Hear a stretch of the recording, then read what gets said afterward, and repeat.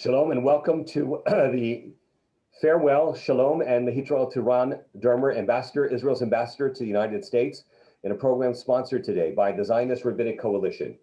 It's my pleasure to invite all of you to introduce you. Those of you who don't know, the Zionist Rabbinic Coalition is a coalition of rabbis who are supportive of and wish to work to close the gap between the Jewish communities of Israel, as well as of the United States, of the diaspora, and who wish to emphasize aspects of Jewish peoplehood. And our guest today, Ambassador Ron Dermer, was very much involved in helping us to be able to get off the ground. So I want to start with a word of todah and of thanks.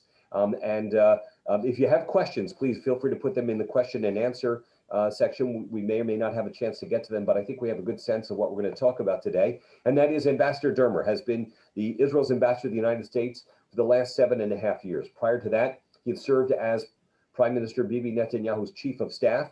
And in addition to that, he had served previously here as economic attaché a number of years ago in the embassy. And that's when I first met Ron. Remember, we had breakfast at the Silver Diner, if you recall. And we had a chance to speak then. And it was clear then that Ron Dermer was going to go far. The author with Natan Sharansky of Defending Freedom. I'm not going to go into Ron's full bio so that we can be able to get straight to our interview and our discussion. I want to point out, by the way, that we are very, very lucky because this is actually Ambassador Dermer's last official Zoom call, last official Zoom meeting with an American Jewish group in his capacity as ambassador. So we feel very privileged and very honored. 1 o'clock, Stuart. What's that? It's only 1 o'clock. You don't know what's going to happen. But you are the last scheduled Zoom call. That's right, as me being ambassador. I'm supposed to have my last day tomorrow. So we are very, very honored to have you with us, Ron. Thanks so much. And thanks for all you've done, for the time you've given to us, the effort. And I know how important the American-Jewish relationship and also the rabbinic community is to you and to your work. So I want to thank you first and foremost for that. Thank you. Thank you. Pleasure. So having served as Israel's ambassador to the United States for over 7 years, I want to ask, what were your goals when you first got here?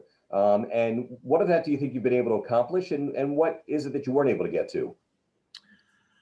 That's a good question. Well, when I first got here, I wanted to see how we could strengthen the fundamentals in the relationship between the United States and Israel beyond the specific issues and personalities that people deal with. And what I mean by that, I gave a speech. In our Independence Day is a chance where we celebrate. Obviously Israel's independence, but I try to make, as you know, in my speeches, I try to have a point. And what I said in the first speech that I had as a sitting Israeli ambassador is a statement that I made, that Israel would be the most important ally of the United States in the 21st century. And I explained exactly why, because of security and technology, because I think if America needs another security partner in the world for the next half century, and they can only choose one, because America has a lot of allies: Canada, Australia, Britain, France, Germany, a lot of different countries that are powerful, certainly bigger than Israel, which is the size of New Jersey, certainly more populous than Israel, which has all of 9 million citizens. But if you think about it in terms of security, you think of security of a military that can defend itself by itself, a formidable intelligence agency that can give the United States and its allies valuable intelligence, a cyber capability that can help deal with emerging threats, and weapons making development capability, offensive and defensive, Iron Dome, things like that. If you think about it, of all those great allies that I mentioned of the United States, it's really us and Britain in that group.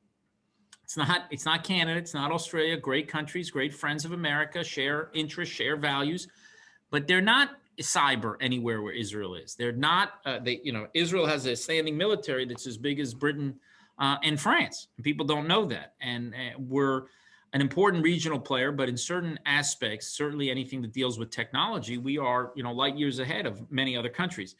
If you take the second aspect, technology, not just its defense side like cyber, but its civilian applications, Israel's the second great center of innovation in the world after Silicon Valley. And you see that in the old technologies like water and agriculture and all sorts of innovations there. But in new technologies, autonomous vehicles, where Israel's got 300-400 startup car companies that are just dealing with the technology of autonomous vehicles, and artificial intelligence may be bigger than all of them.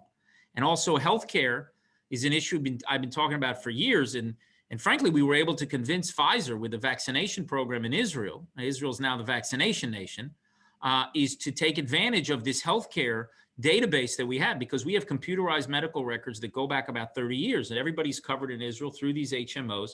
And there's tremendous, it's a tremendous asset.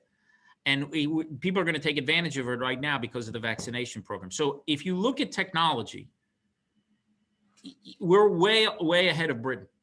And so Israel actually becomes the most important ally. And what I saw my job here is to shorten the time that it was going to take for us to achieve it. Meaning it will happen because of these fundamental tectonic plates that are pulling us together, but it could happen in 20 years. It could happen in 10 years, or it could happen in 5 years. And what I said was in 2014. And I think most people who heard it at the time thought it was probably ridiculous. You know, here I am, the ambassador of Israel, saying you're going to be America's most important ally. You're so small, physically, such a small population. What I just said to you now makes perfect sense. And I'm telling you, Stuart, in 10 years, it's going to be obvious to everybody. So I saw my job as working behind the scenes to open the doors for Israel of cooperation in certain areas. Intel was one of them. Cyber is another one. A lot, so that people would understand in the United States what they get from the relationship with Israel. And that's a new story. That did not happen in our first 50, 60 years of statehood. One way, proceed. It did it. Well, you know, people romanticize the U.S.-Israel relationship. And they don't realize that in the first 20 years, Israel got very little and gave very little. First of all, they think Israel got, we didn't. We fought the 48 war with Czech rifles, the 67 war with French planes. We weren't getting huge assistance from the United States. Israel really had to fight on its own against an arms embargo. Despite Truman's, historic recognition, there was a U.S. arms embargo on Israel at the time. So the first 20 years, we got very little. We gave, I would say, little. And we had support of people because we were a democracy, because it was after the Holocaust, because maybe politics. There's all sorts of reasons why. But most people saw Israel as a liability across the board because of Arabs and oil. And if you look from about after 1967, Israel proves itself on the battlefield for about the next 50 years, or 40 years, I should say, 40-something. Israel got a little, sometimes a lot in the United States, certainly by the end of the 1970s and the big aid packages we got after the peace with Egypt. And we gave something as a Cold War partner.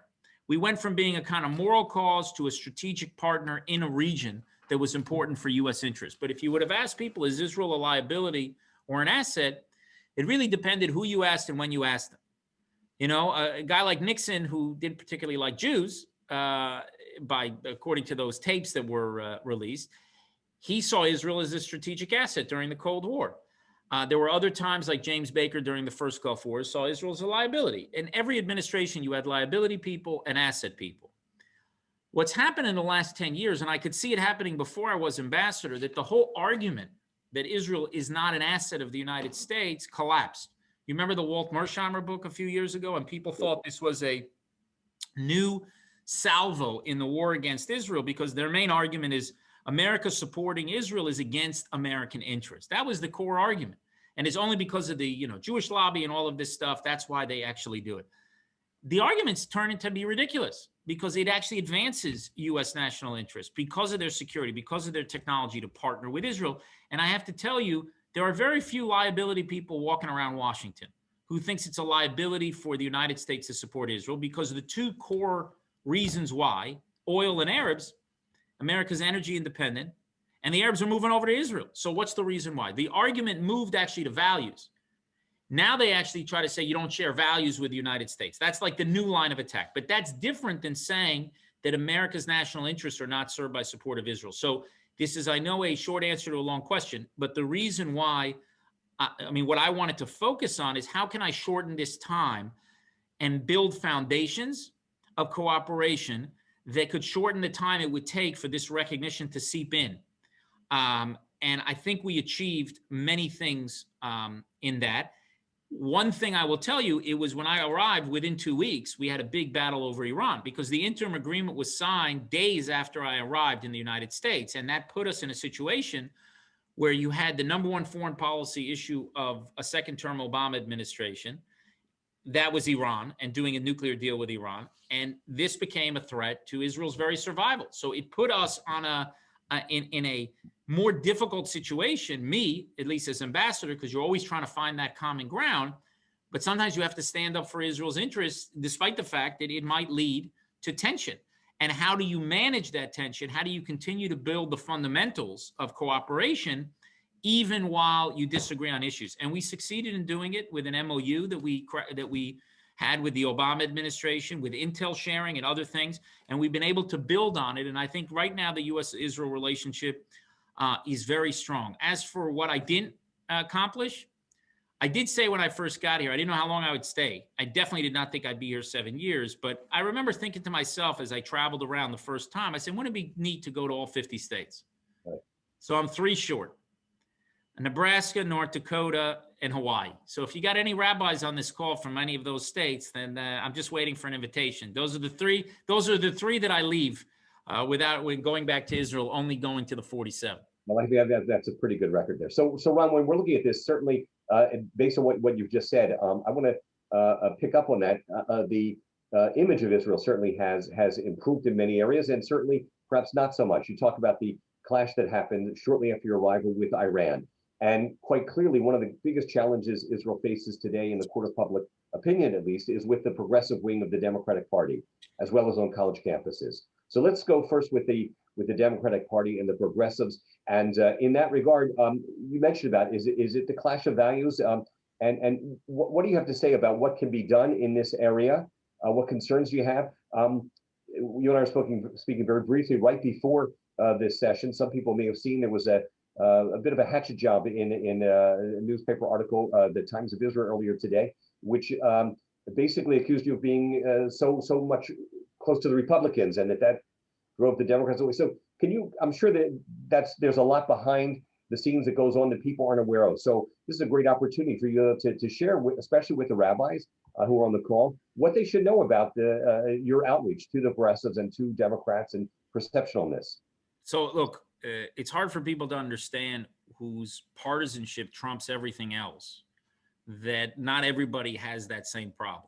You know, for me, the issues have never been about Democrat or Republican. It's been about Israel. And I would have taken the same stances on issues that threaten Israel's security, and in certain cases, in the case of the nuclear deal with Iran, threaten our survival, had there been a Republican administration there. You know, I can just tell you, people forget it. And I think there's a lot of reasons for this. And I know it's very hard when you have Israel that is at odds with the U.S. administration over certain policy. It causes tremendous discomfort among parts of the population. It tends to be more discomforting when it's a Democratic administration than a Republican administration, probably because most Jews tend to vote Democrat, 70, 80%. So it makes it more difficult. But from an Israel point of view, we have differences of opinion all the time. I have news for your viewers. We didn't agree on everything with the Trump administration. Now, we don't deal with a lot of the domestic issues that I think is a focus of many people on this call and the communities throughout the United States. We dealt with the foreign policy issues, but even on that, there were times when we disagreed.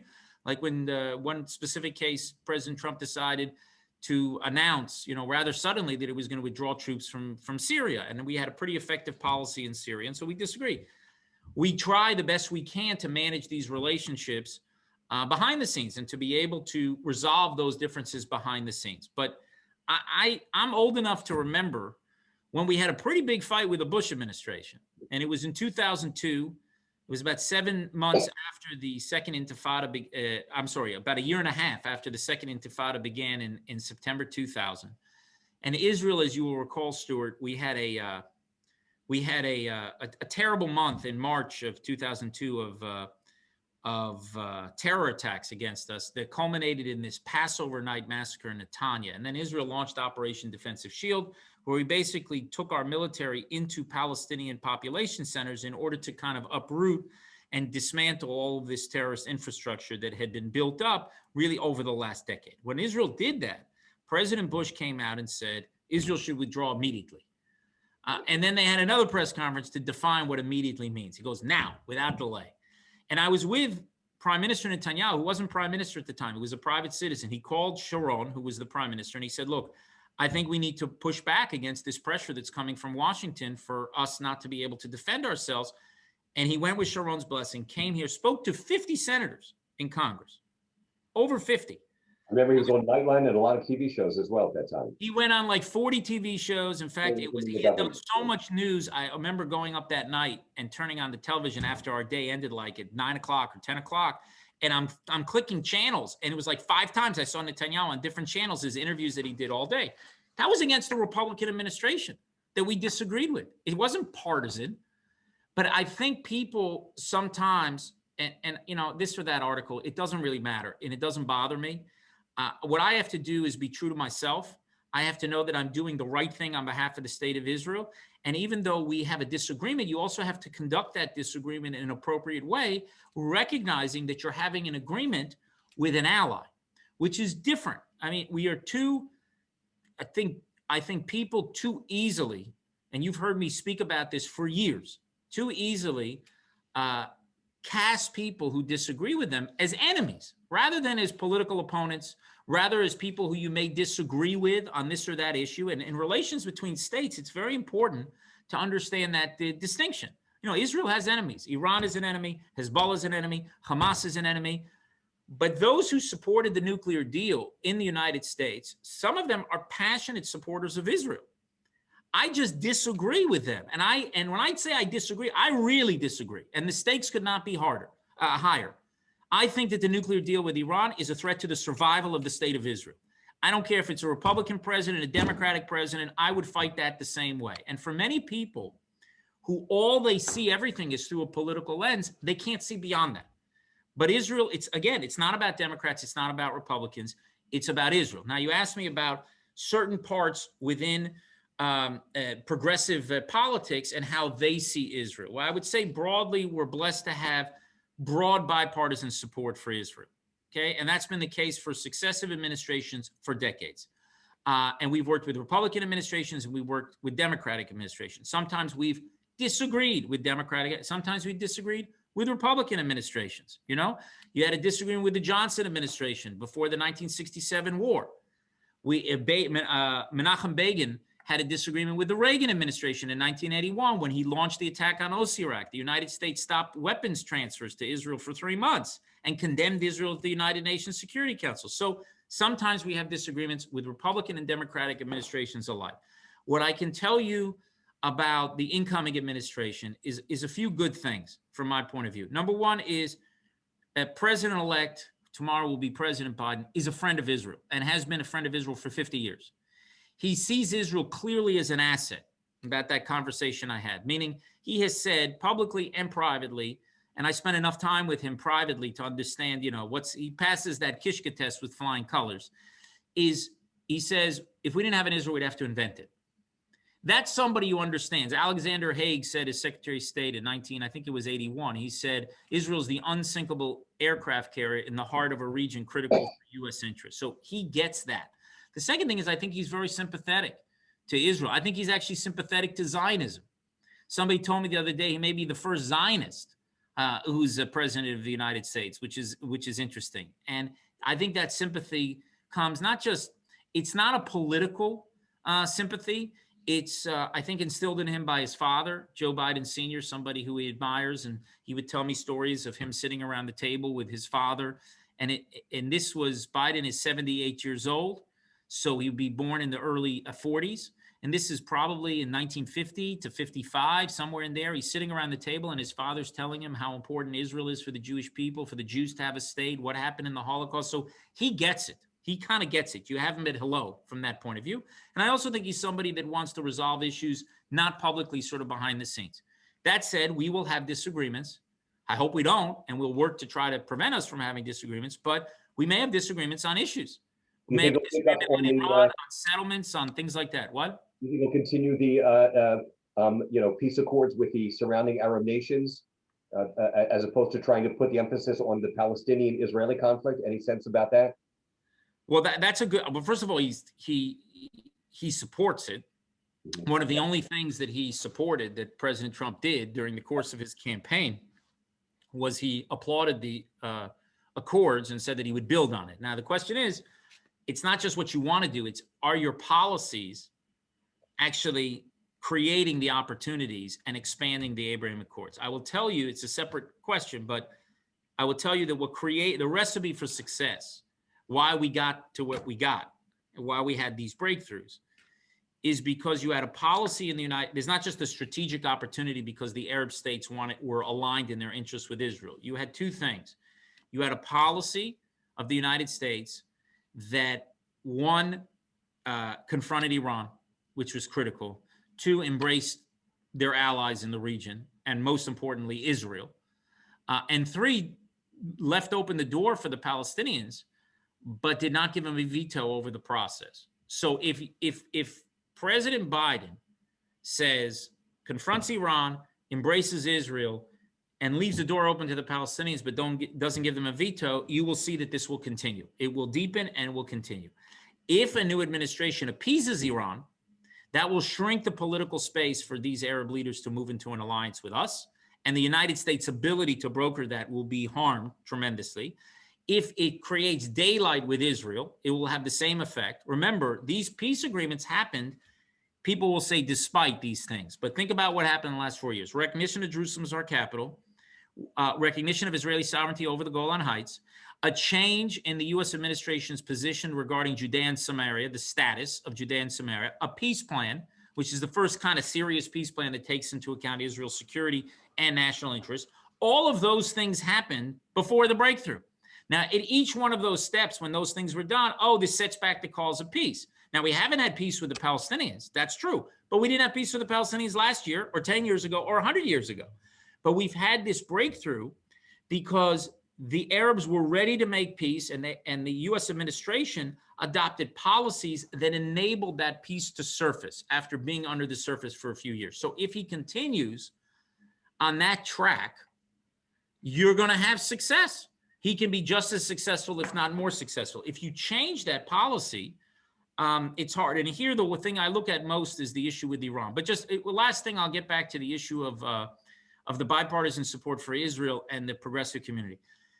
I think that a lot of the things that progressives see about Israel really has nothing to do with Israel.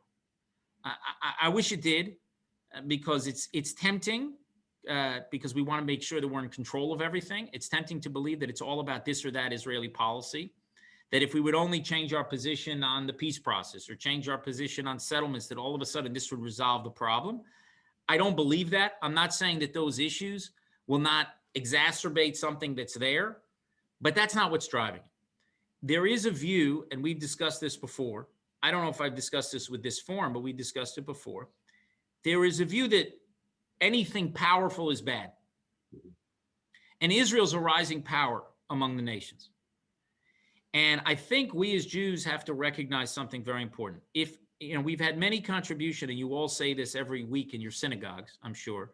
You think about the religious contributions that we make, or the contribution, I should say, the Jewish people have made to religious ideas, an active monotheism, and all the things that we discuss, this moral and ethical code for the world. We've had a tremendous impact on the world. I think if I could sum up the Jewish contribution to political ideas, it comes down to a central principle over the centuries. It's that we rejected the idea that might makes right. We were the people who refused to accept that idea that power and justice were the same, whether it was a Pharaoh who tried to say it, a Caesar, or a Führer. We rejected it. Now you live in a world where some people, the zeitgeist among young people, is that might is wrong. And that is also not, in my view, it's not Jewish. Might is might, and right is right. You can be powerful and just, you can be powerful and unjust. And what's happening in that zeitgeist that is more prominent among progressives casts Israel as a powerful force. And if it's powerful, if it's mighty, it's bad. Now, we Jews have lived in a world where it was all about power.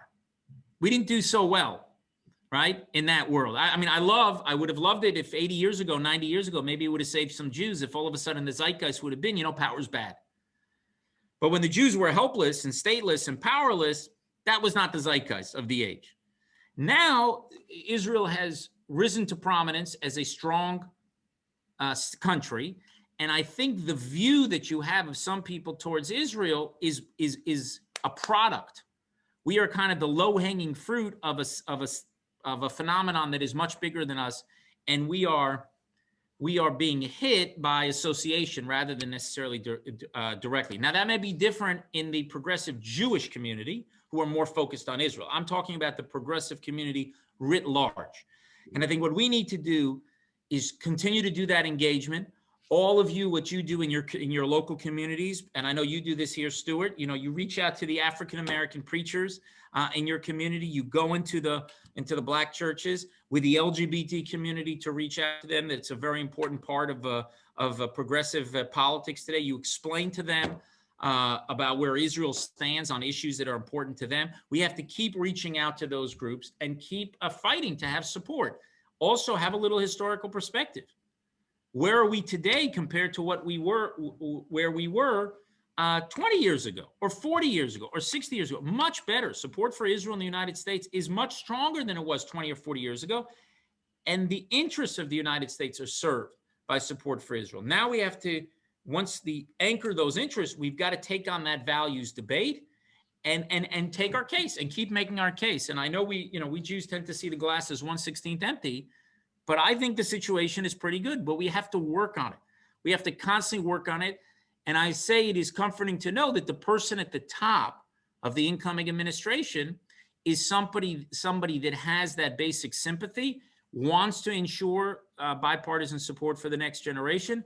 And so I think that gives me a lot of confidence. Any concerns, though, about some of the people who are going to be in positions of power? And you're talking about an issue, okay? First, I'm talking about interests. What are the interests of the United States?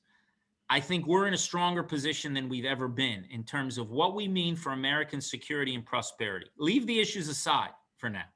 Interests. And it's very important to understand, Israel was not part of that equation in the past. This is new. Then, beyond those specific interests, you have the values, which is the assault on us is now focused on interests. It's about values. Israel doesn't share values with the United States. That's all nonsense, but it's a different fight, and we have to make that fight. Now you're talking about the issues. I don't have concern with this or that individual, and I'm sure that I'm not going to comment on specific nominees, but there are many people who have a deep commitment to Israel. They feel a deep commitment to Israel. They are not enemies. And if they disagree with me, I'm not going to impugn their motives that they're going to try to bring harm to Israel. I think that policies could be very harmful to Israel. And one of those policies, above all, is the JCPOA. I'm sure if you ask the incoming officials in the administration, they think the JCPOA made Israel safer. I disagree. Most Israelis disagree. In fact, our security and intelligence people, some of whom actually thought it would be a decent deal, they've changed their mind. They disagree. The Arabs disagree. So you have Israel and the Arab states are on the same page saying, do not go back into the nuclear deal. So we can reject that. We can say Israel doesn't understand its own security and the Israeli people are wrong and the Arab states don't get it. And we can go to the British and the French and the Germans and say, well, they know better than Israel what's in our own security. Or you can say, you know what? Our allies in the region have a very, very different view. Because the argument that's being put out there is why they need to go back into the deal, Stuart, is that Iran's racing ahead to a bomb. Right. Does anyone on this call think that I don't care about Iran getting a nuclear weapon? Is there a single person on the planet who thinks that I don't care about Iran getting a nuclear weapon? That Israel doesn't care about Iran? Of course we do. But there's a way you deal with that. And it's not rushing into a deal that allows them in a few years not to sneak in or break into the nuclear club, but to walk into the nuclear club. It's to stand up and say, we are not going to allow you to develop a nuclear weapon, and to put a credible military threat on a breakout and allow the pressure to work its course and offer them a potential agreement that actually dismantles their military nuclear capability and doesn't just have temporary restrictions that are automatically removed in a few years. So the whole argument for going back into the deal it's absurd. And I will tell you, Stuart, Israel's security is much safer today than it was 4 years ago, than it was 3 years ago. There are some people who say that by the United States withdrawing from the JCPOA, that Iran was able to do things they would not have done otherwise. How do you respond to that, Ron? No, it's just they were doing it before the deal. They did it during the deal. Look, Stuart, people don't understand what the deal did. The deal did not block Iran's path to the bomb. That was said. It is not true. People are very interested nowadays in truth. Speak truthfully. That statement that the nuclear deal blocked Iran's path to the bomb is false. It's not true. What it did was it put temporary restrictions on Iran's nuclear program so that it made a breakout to a bomb, a nuclear bomb, in the next decade very unlikely. That was 5 years ago. So in the next 5 years, very unlikely. The price of that was it guaranteed, virtually guaranteed, Iran will break out to a nuclear arsenal in the second decade. And at the same time, it reduced all the sanctions that were on Iran, which allowed them to basically get a tailwind to continue their campaign of aggression and conquest against Israel. So the nuclear deal with Iran paved Iran's path to nuclear weapons with gold. That's what the deal does. And if there would be a deal that would block Iran's path to the bomb, I would be the first one to embrace it. I don't care if a Democrat does it, a Republican does it. Nothing would be more important for Israel's security than a deal that actually blocks Iran's path to the bomb. What people wanted 5 years ago, Stuart, to be perfectly frank, they wanted to believe that this deal did that. And there's no force greater psychologically than the desire to believe something. Because after Afghanistan and Iraq and the fatigue, and people don't want to get in new conflicts, so somebody came along and sold them, this deal blocks Iran's path to the bomb. But it doesn't. And we have a responsibility as a sovereign country to oppose something that we think is a threat to our very survival. Iran is a regime that vows and works to destroy us, so we're going to oppose it. Other people try to take that opposition and turn it into partisanship. Who cares? I don't care if it's a Democrat or Republican. I care about ensuring the national and security interests of Israel. That's my mission as Israel's ambassador. And that's why we imposed it. One of the points that you also had made in the time of the opposition was that Israel wasn't at the table as it was being discussed. And so hopefully perhaps that will change now with the new administration as well. Well, I don't think we're going to be on the table with Iran because Iran wants to kill us. But they may actually come to us and try to forge a common position, the United States, may try to forge a common position, we hope, with Israel and with the Arab states and make a decision. But I got to be honest with you. This is one of those cases where you have to defer to your allies. And your allies that you should be deferring to are not allies thousands of miles away. It's allies on the front line. If you are making a deal with North Korea, I think that what Japan and South Korea say is more important than what Britain, France, and Germany say. And when you're making a deal with Iran, I think what Israel has to say is more important than what Britain, France, and Germany have to say. We're right there. We're right in the region. We have the most to gain, the most to lose. Trust us.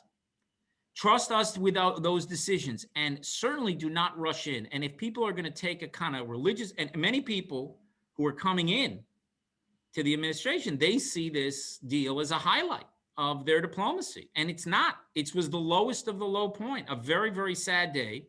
But I'm not going to impugn the motives of the people who did that. I want to make that clear. Just because I believe a deal is dangerous, and I do, for Israel's security and threatens our very survival, I do not believe that the people who supported the deal then, or who may support returning to the deal now, that they are callous in regard to Israel's security, or that they don't believe that it could support and strengthen Israel's security. I just think they're wrong. The best example I can give it, I opposed a disengagement from Gaza because I didn't think it was going to bring peace. I thought it was going to actually embolden Hamas, and it was going to create more terrorism. Okay? Who did that? That was Sharon. Do I think Ariel Sharon wanted to undermine the security of the state of Israel? No. He'll do more for Israel's security than I'll do in 10 lifetimes. I just disagree. And here was a case where we come to our greatest friend and ally and we say, don't do this. This is a very, very big mistake. And they do it. And U.S. interests, they may see it differently. I'm sure they did. We were very appreciative that the outgoing administration withdrew from the deal, placed the sanctions. And I can tell you, Stuart, Israel is safer today because of it. The Arab states are safer because of it. And it would be a very, very big mistake to go back to the same deal. Now, if they want to say, we need a different deal, we need a better deal, that's something else. But right now what they're saying is we're going to go back to the same deal, and then we're going to negotiate to get to a better deal. I will tell you that the road to JCPOA 2.0, that was the nuclear deal, does not go through 1.0. Once you go to 1.0, it stops there because you lose all your leverage. You'll never be able to get to 2.0. If they want to have a conversation with Israel about 2.0 and are willing to tell us we're not going back into that same deal, we're going to keep the pressure on until we have a better deal, but we want to engage with them, that's a different conversation. That's a conversation that Israel's certainly willing to have. So let me ask you this, Ron. We're talking considerable about the Iran deal because of the fact it's so critical. But there are the two aspects of it. One is the what the administration was trying to do. And by the way, I had conversations with some members of Congress who have been longtime supporters of Israel, who basically were crying and saying that they had to support it. But that, so as you say, these are not necessarily people who aren't friends of Israel. But the question I have is in regard to the American Jewish community. I spoke with your predecessor, Michael Oren, shortly after this all happened. And he basically said the American Jewish community let Israel down. He said this was a consensus across the board in Israel opposing this, and yet in the American Jewish community, some people opposed it, some were in favor of it. But I want to just bring it to the relationship then, both in terms of if it comes up again, but also in general about the American Jewish community and Israel. There was a time when there was such unity. It doesn't seem that to be the case anymore. We talk also, you mentioned about the Jerusalem Declaration, and you and I met just the day after that. We were at the dedication of the Bible Museum. That was part of the impetus of creation of the Zionist Rabbinic Coalition, is to try and help rabbis and American Jews understand the importance of Jewish unity. And people were calling for the fact and saying there's going to be all kinds of disturbances in the Arab streets, which didn't happen. So my question to you then is, in regard to the relationship between American Jews and Israel, how do we get back to being a unifying factor? How do we get back to understanding, like you just said, that we should be listening to the people on the ground when it comes to these issues of Israel's security? Well, there's a lot to unpack there. Yeah. There's a lot of different aspects of it. I'll try to do the best that I can. Look, I think that, and you've heard me say this before, but I think the American Jews have a voice when it comes to issues relating to Israel. They may not have a vote, but they have a voice, and their voice is different than the voice of other people, non-Jews, who are not citizens of the state of Israel. Because in my understanding of Israel, the most important law that we have is the law of return, which allows every single Jew in the world to come and become a citizen of Israel. And so there's a kind of umbilical cord between Israel and diaspora Jews everywhere, which gives them a status, in my mind, as a potential citizen, a potential automatic citizen of Israel. And it means that they have a voice. And Israel's policies affect Jews all over the world. So I do believe they have a voice. And if they think about any issue, I don't have a problem with them voicing that. And I also think that the more they're there to support Israel on the vital issues, the more Israel, I think, listens to their concerns on other issues that may not be vital, that are difficult issues. And they may be difficult for different reasons, but they're not vital. It's not about the, survival is the security of the state. I don't know exactly why Michael, my predecessor, said what he said about being let down, but there may have been a feeling in certain quarters that this was the most important issue for Israel. And this is a regime that vows and works to destroy us. And that's a time where standing with Israel becomes more important. I remember when I was going around people making this case in 2015, how this deal should be rejected and it's a huge mistake. People said, well, you're American Jews. So some came to me, said, you're asking people to choose between Israel and America, or you're asking people to choose between Obama and Netanyahu. I said, no, I'm not. I'm not asking you to choose that. I'm asking you to stand with Israel on this one issue. I'm not asking you to stand, take a stand between two individuals or two countries. This is one issue. It's vital for us. And I ask that you stand with us on this issue. And I think when it comes to those vital issues, I think people should be deferential. Now, that said, there were Israelis who had a different view of the deal. It wasn't uniform within Israel. So you did have security and intel people who were dragged out every chance they had, because we got a lot of security and intel people in Israel who were saying, no, we think this deal is better than the alternative. A lot of American Jews didn't understand why they were saying it. For many of them, they were too concerned about the price of a confrontation. It's not that they thought it was a good deal.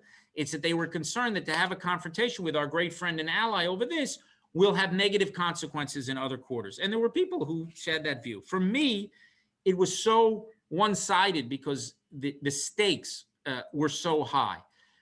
But that was a moment that I think was the most important moment for American Jews to stand with Israel. But I can understand those who spoke to a different rabbi, as they say, you know, we're always looking to have a rabbi. So a lot of people who wanted to believe this was not bad for Israel, they had evidence. And they had this person, this general telling him something, and that general something. Who do they believe in this whole thing? I will tell you that 3 years, 5 years later, you don't really have those people who are saying this is good for Israel. Now you're in a different reality in 2021 than you were in 2015, and hopefully that will have an impact on American Jews, and they'll be more supportive of Israel's position because our position is more uniform there. Now, you asked me a question about Jewish unity. I think we romanticize Jewish unity a little bit as well, about the days when we were all united. You know, my reading of Jewish history is we're an almost 4,000-year-old people, and we had 40 years of unity under Solomon. So it's about 1% of our existence. We strive for unity. We see unity as a value, and we have to constantly sort of push that. But I think that the nature of the relationship between Israel and diaspora is evolved over 70 years. And to a certain extent, that's natural because we went from being, you know, the center, America went from being the center of Jewish life in the post-Holocaust period. In 1948, there were 12 million Jews in the world, 600,000 were in Israel. The largest Jewish community was in America. Now, you know, fast forward 72 years, and for the last decade or so, Israel's been the largest Jewish community in the world for the first time since Bar Kokhba that happened. The 21st century was the first century since the second century where Israel has the largest Jewish community in the world. And to expect that the relationship would not change is, I think, mistaken. I also think it puts an onus on Israel to be responsible for the diaspora in a way that it wasn't necessarily responsible for before, because this poor nephew who had this pride of place in the Jewish world because he was living in Israel, all of a sudden has become a lot wealthier and a lot stronger. And now we got to have that nephew, you know, help us move heavy furniture around the house and do other things as well. A second issue for me is just time. You know, you have to be 80 years old or more to remember a world without the Holocaust. You have to be at least 60 years old, probably older, to remember a vulnerable Israel. So most people come of age seeing Israel as very strong, take it for granted. It's always been there in their consciousness, and they don't understand how you know, precious our sovereignty is. And the final thing, which everyone who has these discussions, 95% of the discussions will focus on other issues, on this or that issue, which I think is important, settlements, conversion, all sorts of issues, the wall. The big issue is an attenuated Jewish identity. That's what you all deal with in your synagogues.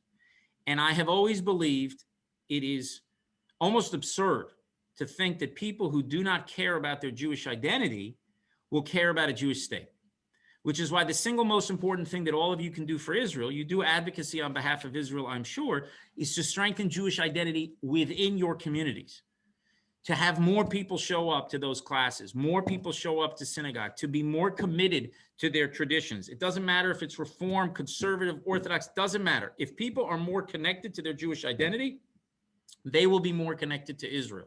And I think you see this, like Birthright has helped fundamentally shift things because you got a mass 600,000 plus Jews who come to Israel and sort of experience that. But we can't, you know, it's not just about that 10 days. If they are spending years in your communities and being connected, taking pride in their Jewish tradition and Jewish faith, understand the Jewish contribution to the world, understand how so many of the ideas of social justice that everybody is running around with actually come from our own faith. You know, the most powerful statement of social justice is the statement in the Bible that everyone is created in the image of God.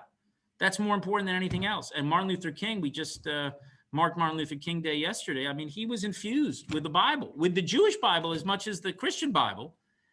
And he spoke about social justice, you know, the concepts that actually come from our traditions.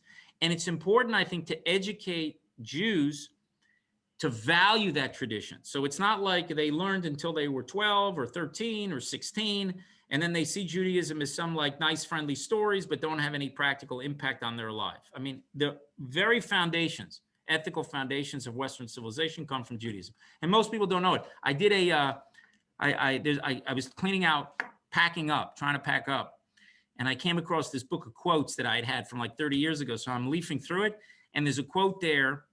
It says, "Who is the rich man? The one who is happy with what he has." Benjamin Franklin. Huh. That's from Good Day of Oats. Right, right. But you know what? People don't know that. And I think what needs to happen to strengthen to Israel, we'll have to do our part. We got to make sure that we get, our act together on a bunch of different issues. We have to make sure that those trips are coming and people are connected and have those relationships. But the best thing that you can do for the state of Israel is to convince them of the power of their heritage. And if they're convinced that by the time they leave, or hopefully they never leave your synagogue, but when they grow up and become adults, they will be connected to a Jewish state. That's the real story. And it's a story that, frankly, people don't want to discuss because they don't want to deal with the implications of what I just said. They would prefer to focus on this or that issue rather than on basic Jewish identity. So what does Zionism mean to you, or how would you define it? What does it mean to be a Zionist today in the 21st century? Zionism to me is the right of the Jewish people to self-determination in the land of Israel. Okay. That's what it means. If you believe in that, the right of the Jewish people to self-determination in the land of Israel, then I think you're a Zionist. Now, we can disagree and have debates over who's the Jewish people. What is a Jew? You can even disagree on what's the land of Israel. But you can't disagree on the principle of self-determination, which gets back to your other question about what is the role that American Jews have in decision-making in Israel, because I think there has to be respect for Israel's self-determination, meaning the people of Israel are a free people. We choose our leaders. We decide how we're going to be governed.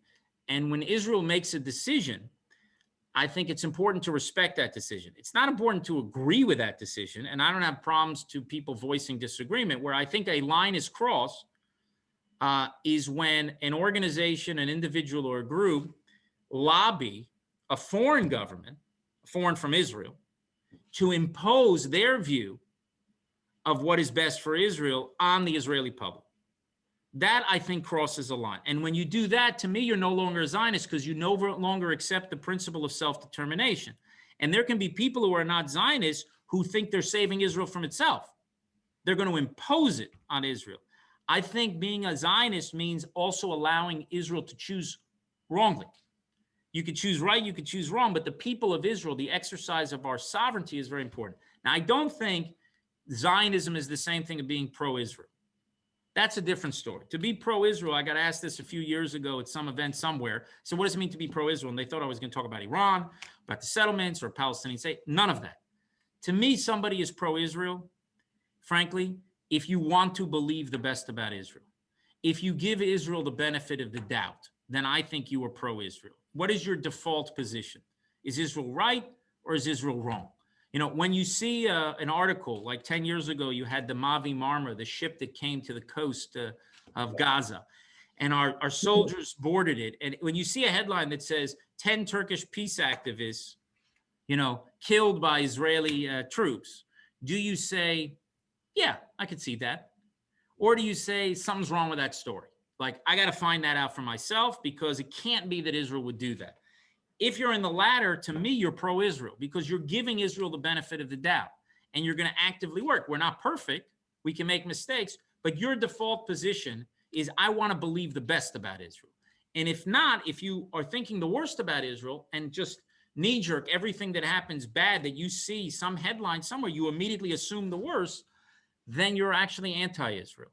I think the one thing that Israel can ask American Jewry is to make people pro-Israel in that sense, to give Israel the benefit of the doubt, not to agree with Israel on every policy, but to give Israel the benefit of the doubt. And I think, frankly, we've earned that.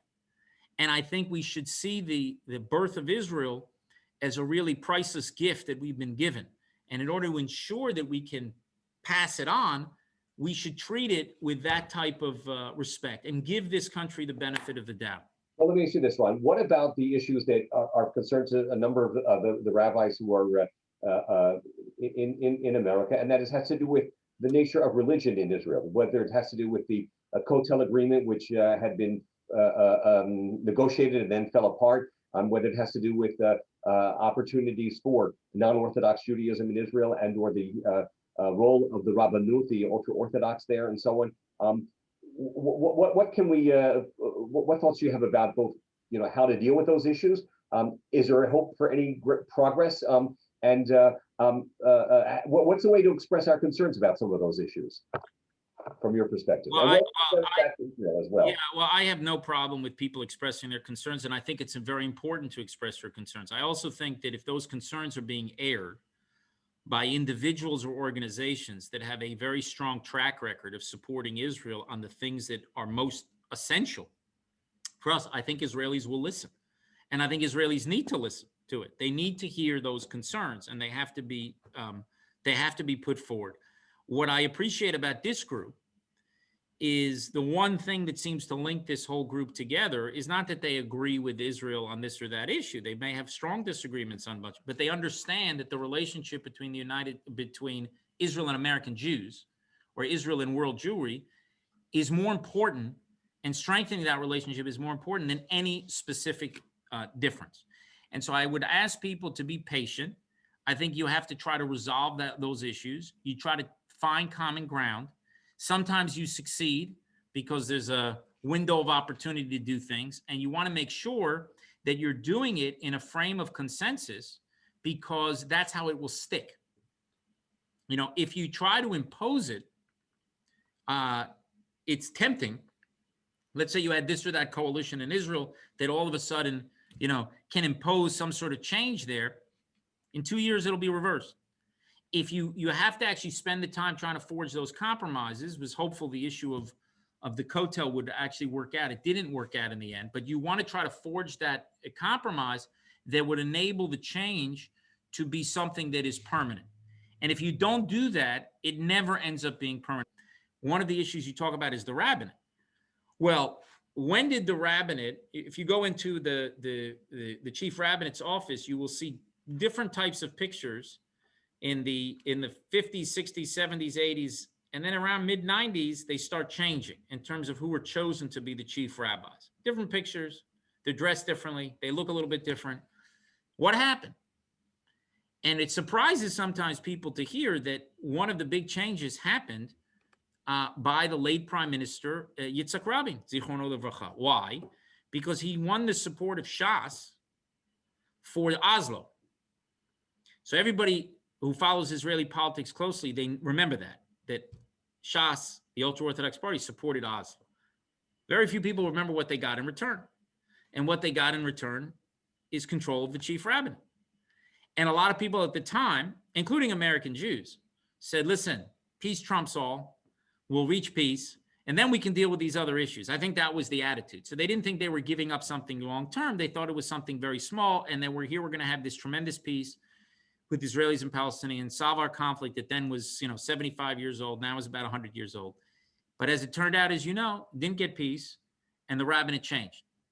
And that was not from a government that I would classify as being on the right. It was a government that had to be on the left of center government. So you have to be smart about these things, build a coalition, advance the agendas you believe in. And the more people you have on the ground who agree with you, which is another thing, it's at the end of the day, if you have a mass of voters in Israel who these issues are important for them, not like something they support, but important, and they're willing to say, ad kan, that this is an issue that is critical for us.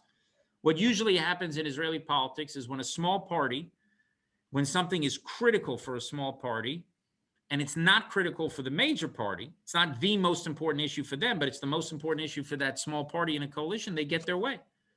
And so if you have a small party in a coalition who these issues are very important to them, your ability to make a change will be very real. So hopefully, some of these changes can be worked upon, and maybe you'll be an ally in some of these various issues to help to communicate what you've learned as an ambassador. There's so many wonderful questions here, and I know our time is coming to an end shortly. Somebody asked about the accusations about Israel not giving the vaccines to Palestinians. I don't know if you want to comment on that. Someone else, one of the other rabbis, asked about the IHRA definition of anti-Semitism. and which the American Jewish Committee, AIPAC, and ADL and others have supported, and then a few progressive groups have opposed. So if you want to comment on any of those issues. Well, we'll move to the speed round, and I'll try to get all the answers in. The issue of the vaccines, to the best of my knowledge, the Palestinians have not asked for vaccines. We do have a plan to help vaccinate all their frontline medical personnel, and the Palestinians are supposedly getting vaccines from Russia. Okay, a large contingent that they've already purchased, but they have not approached us to have it. Obviously, when you're dealing with a pandemic, it's kind of one unit. So we would like to see, everybody vaccinated, obviously our own population, but the Palestinians as well. I think the debate is whether or not Israel has a responsibility to do it, or it's simply smart to do it, or for doing it for humanitarian reasons. Those who say they have a responsibility say Israel is in control. They say that Israel's the occupier, and therefore you have to do it. We disagree with that, with the level of responsibility, but we do think that it's the right thing to do, and it's the smart thing to do. And if they would ask for the assistance, there's no question in my mind that they would be able to receive it. The issue of the anti-Semitism. By the way, let's just remember at the beginning, they refused to accept the aid from Qatar because it came through Israel. But go ahead. Yeah, well, they're the people most who have cut off their nose to spite their own face over about a century. On the issue of the definition of anti-Semitism, I'm very pleased with it. I worked years ago with Natan Sharansky on the whole 3 Ds of how you can tell the difference between criticism of Israel versus a line that crosses over into anti-Semitism. I think it's important to have a standard. I think this idea that anti-Zionism and not anti-Semitism is theoretically it's possible.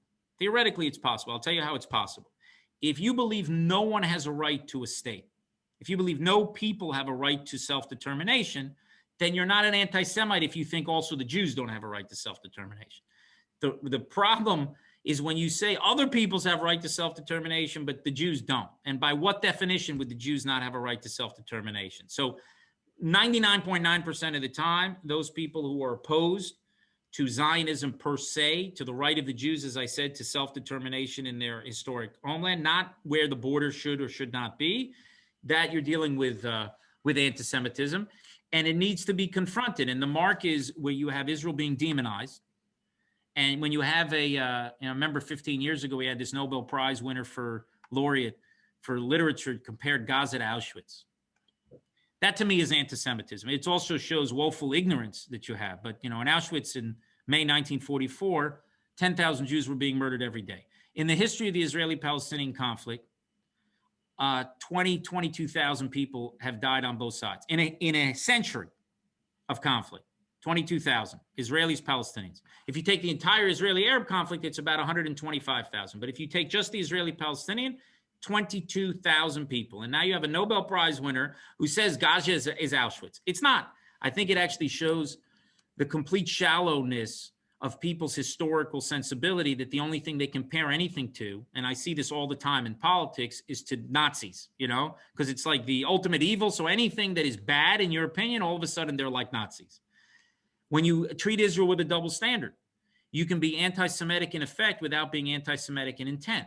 Larry Summers is somebody who said that in the past, the former president of Harvard. So you say, I will treat Israel to one standard and the whole world in another standard. That is a mark of anti-Semitism, even if people who don't see themselves as anti-Semites. And when you deny Israel's very right to exist, deny the Jewish people the right of self-determination, but I suppose accept that another people would have a right to self-determination, then that's also, I think, a mark of anti-Semitism. How anybody believes that the Palestinians have a right to a state of their own, but the Jewish people do not, that have a 4,000-year-old history in a land, that is something that no one has ever explained to me in a kind of coherent and cogent way. But I think the definition is good. I applaud the outgoing administration and the work of Elon Carr, who did a fantastic job as the anti-Semitism envoy, and they've raised it to the level of ambassador. And I hope the Biden administration will move that forward as well at a time when a lot of the survivors of the Holocaust are dying out. And that would be a nice tribute to them. And speaking of tribute, before we close, and I offer words of thanks, any words you want to share with about or to the Zionist Rabbinic Coalition, this organization of rabbis committed to Jewish unity, committed to Zionism, so many of the principles you've spoken about today, and which you've been so helpful in helping us to have a path forward. Well, I want to thank you, Stuart, and I want to thank everybody on the call for joining this group. I think it's important to expand it and to deepen it, and for it to be an address where Israeli leaders, not just political leaders, it could be economic, cultural, religious, will see this as a way to speak directly through you to the Jewish population within the United States. And I've made it to 47 states, as I told you. I make a point when I go to a state of speaking at least once to the Jewish community there, one broad event. And I have been heartened by the tremendous grassroots support that there is for Israel. Now, I'm not saying the people who don't go to the synagogue, but they're coming, and they're across the religious spectrum, they're across the political spectrum, and they want to believe the best about Israel. And they're connected to Israel in a fundamental way. And when I saw in 2014 the war in Gaza, you saw the rallying around Israel by the broader American Jewish community when they really perceived that there was a grave danger. You know, one of the things about the nuclear deal with Iran is we're fighting before there's a war. And that's hard for people to see because the security threat to me, to the prime minister, is obvious. And if we don't do it, we will see it. But for many people, you know, they don't necessarily see it materialize, and so they don't have that sense of the acute danger. But I've been heartened by what I've seen in the Jewish community, and particularly, and we discussed this years ago, from the rabbis who are at the pulpit of these synagogues and their support for Israel and their effort to link their populations to Israel. So I would just encourage all of you to continue to do what you're doing. I appreciate it very much. I don't take it for granted. And as some of you have heard me say before, 100 generations of Jews dreamed of living at a time when there's a sovereign Jewish state. 3 or 4 generations have had the privilege to live that dream. And with that privilege, I think, comes with a great responsibility, and that is to secure it for the future. And that responsibility does not fall on the shoulders of an ambassador or prime minister alone.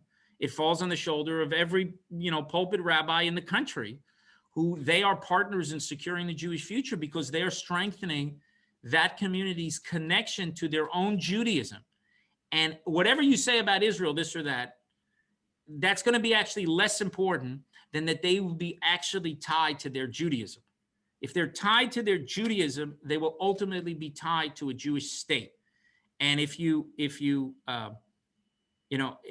think you asked me once, or someone in your group asked me, I think when I hosted you in the embassy here a while ago, somebody asked, well, what do I think about a sermon and saying this or that in Israel? And I said, well, if you give 50 sermons a year, and in 20 of them, you've stood strong and supported Israel on these critical issues and explained it, and then the one time that you disagree, I don't have a problem with that. And I don't think it's going to undermine their support for Israel because you've made supporters of your community of the state of Israel. But if you only have that person once in the synagogue or twice in the synagogue, and you spend half your sermon criticizing Israel, that's going to come off very different.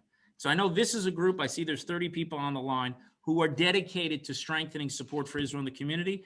And I can say, still in my official capacity until tomorrow at midnight, I can really say on behalf of Israel how thankful we are. And we hope it will be the beginning, as I said to the Moroccan ambassador, a beginning of a beautiful friendship. Well, thank you, Ron. For a number of the comments also just express gratitude to you. And so on a personal note, I just want to say that I've appreciated the opportunity to develop such a warm, close relationship with you. You've been an unbelievable spokesperson for the state of Israel, but not just for Israel, for Judaism and for the Jewish people. I learn something from you every single time I hear you speak. I'm also inspired every time I hear you speak. And you have truly just been a marvelous ambassador of this representative of the state of Israel to the United States and to the American Jewish community. I listened to a couple of the calls that you had, your farewell calls earlier in the past week or so. And on one of them, I heard something. Is Rowie next to you, by the way? Rowie is here, yes. Yeah. So Rowie has a little something for you, because I heard you mention on one of your calls that you were seeing pictures of a number of your speeches before Israel bonds, and you said you needed to get a new tie. So Ron, that's yours. Beautiful, and you got the right colors, and you're right. I didn't get enough ties, but thank you very much. So when you wear that, remember and think about your ties to the American Jewish community. And we love you and we appreciate all you've done. Thank you. And I hope to address your group in Jerusalem.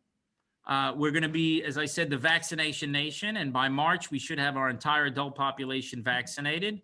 So I think if people are dying to travel after so long, hopefully, in a few weeks that we will be a great destination for people to come who want to get back to a sense of normalcy. And one thing I can promise you in the Jewish state, it will not be a normal visit.